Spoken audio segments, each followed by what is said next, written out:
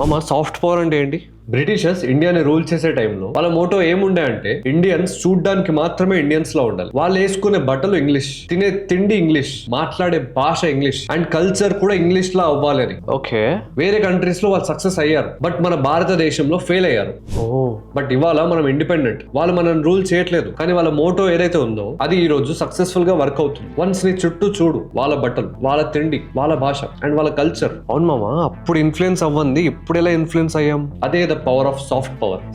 అప్పుడు వాళ్ళు యూజ్ చేసింది హార్డ్ పవర్, అంటే గన్స్ తో మనీతో భయపెట్టి వాళ్ళకి కావాల్సింది అచీవ్ చేయడం. ఓకే. బట్ ఇప్పుడు సాఫ్ట్ పవర్, ఇక్కడ వాళ్ళు యూజ్ చేసేది గన్స్ కాదు, pop culture like movies, music, fashion, sports, ideologies, ఇలా వీటితో అట్రాక్ట్ చేసి ఒక్క బుల్లెట్ కూడా ఫైర్ అవ్వకుండా మన సొంతంగా వాళ్ళ కల్చర్ ని ఫాలో అయ్యేలా ఇన్ఫ్లుయెన్స్ చేయడం. ఓరి దేవుడా. అందుకే అంటారు స్ట్రాంగ్ సాఫ్ట్ పవర్ ఉన్న కంట్రీ ల్యాండ్ ని కాదు మైండ్స్ ని రూల్ చేస్తుంది అని.